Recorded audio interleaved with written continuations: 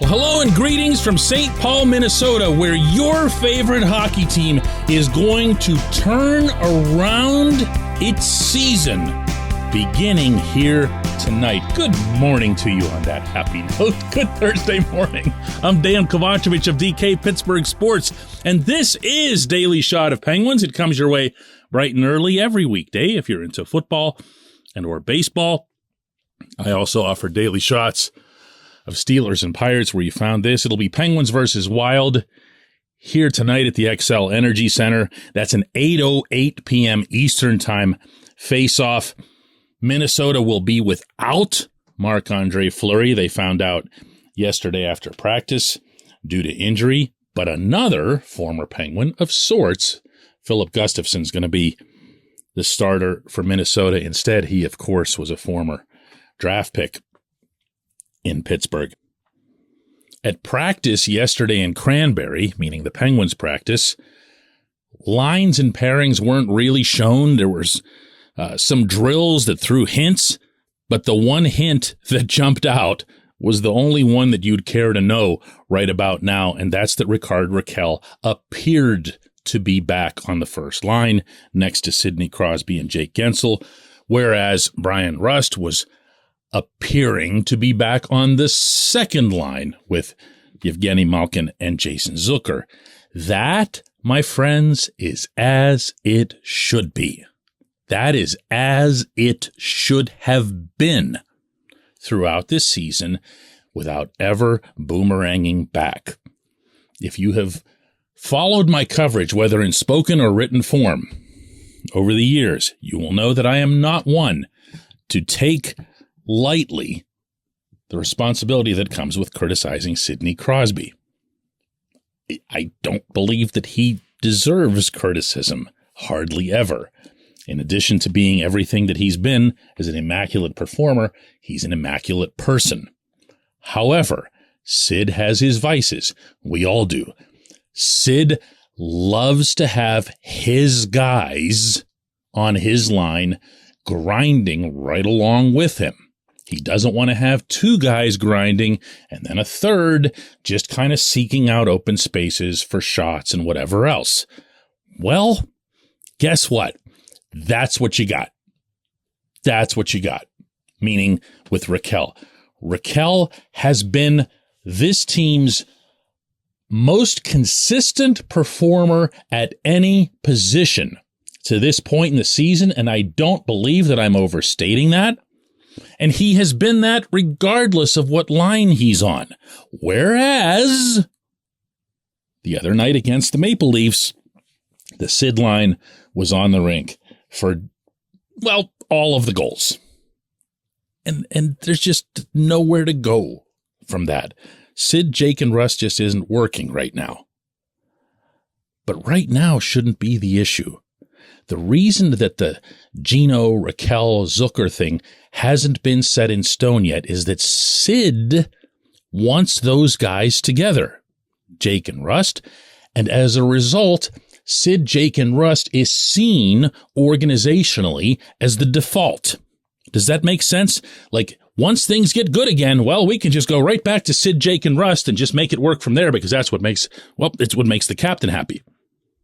And I'm all in favor. This isn't a criticism. I'm all in favor of Sid being happy. I'm all in favor of Sid having line mates that bring out the best in one of the 4 or 5 greatest players who ever lived. Okay? I'm all right with that concept. But right now, meaning this season, not in this moment, what's best for the Pittsburgh Penguins is for Rakell to be on that first line and for Russ to be on the second. And it's about time, ideally, that they'll stick with it. This portion of Daily Shot of Penguins is brought to you by the good people at the Greater Pittsburgh Community Food Bank, where they're committed to providing food for all of our neighbors in need across Western Pennsylvania. They, in turn, need your help. Find out how $1 can be turned into 5 full meals. For those in need, visit pittsburghfoodbank.org. Do you get the Rakell thing, meaning the way the Penguins have been handling him this season? Because I don't. Like, on one hand, if you go back to the early part of the summer, when all of those moves were being made to bring back, Gino, Tanger, all those guys, Rust. The one guy that you were sure they weren't going to pull off, that was going to be a luxury on top of luxuries, was Rakell. And yet the Penguins really stepped up there. They signed him for, half dozen years. And he's 30. That's not a small commitment. That means you really, really like and believe in the guy. Well, take that, measure it against his actual performance, and to repeat, he's been the most consistent forward. No, the most consistent player at any position. And I say that with all due respect to his best bud, Marcus Pettersson, who's been right there with him. And then look at his ice time. He gets like 13, 14 minutes a game. And then look at his power play first unit time, which is, of course, 0. And then watch the power play first unit at work. It's been a disaster. I mean, a big-time disaster.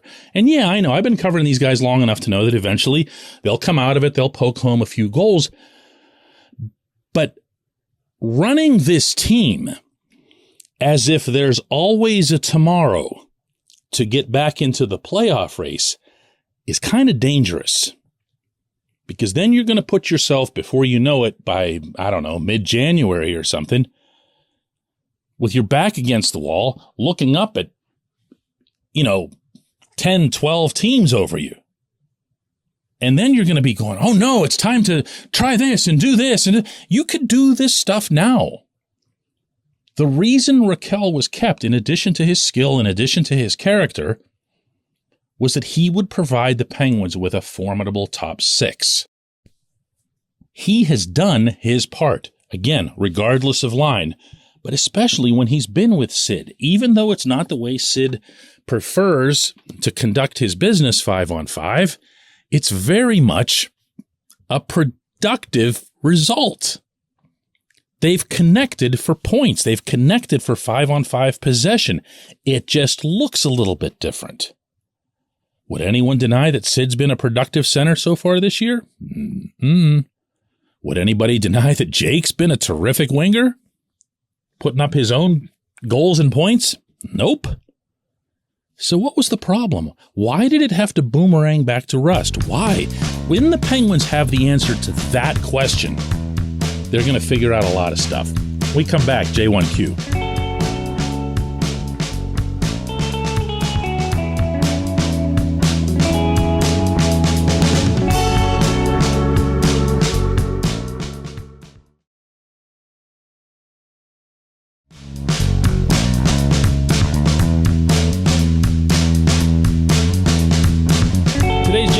Comes from Sammy, who asks, isn't this just a poorly constructed roster?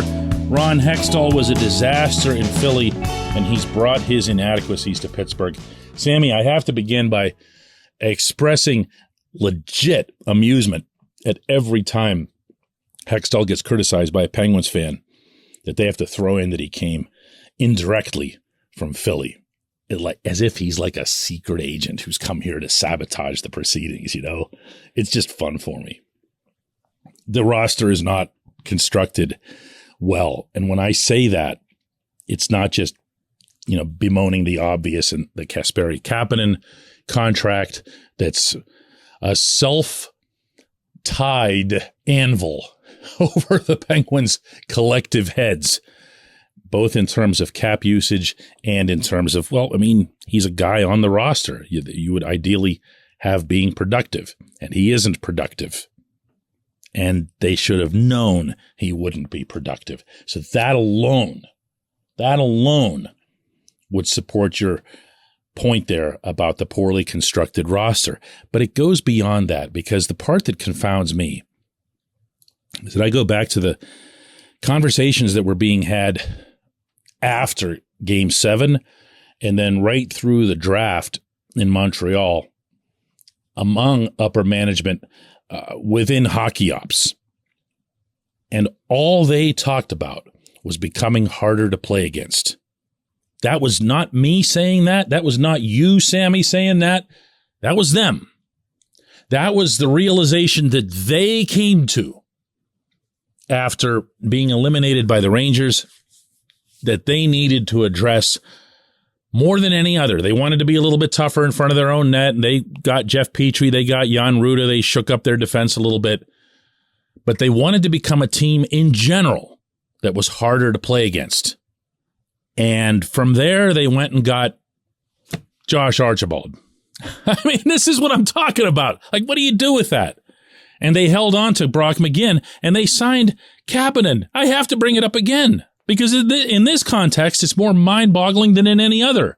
The idea that you wanted to be hard to play against, and you lit ablaze $3.2 million this year and next. To what end? And how did that dovetail with what you yourself as a general manager and in turn everybody else involved echoed that you wanted to be tougher to play against? It doesn't make any sense.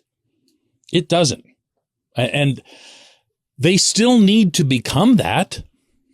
As I was saying on yesterday's show, that still needs to happen right here in St. Paul and then in 2 nights in Winnipeg. It has to happen. They have to begin forging that identity, that they're hard to play against, that they're relentless. But even if they do, even if they were to have a nice trip, who would believe in it? Because who's going to think to themselves, man, it's a good thing they went out and they got that Archibald so that they could become a lot harder to play against. Did you see how hard he was to play against in these 2 games? It's not going to hold up. It's not who he is. So that's the part that gets me about this roster. I appreciate the question. I appreciate everyone listening to Daily Shot of Penguins. We'll do another one from here in St. Paul tomorrow.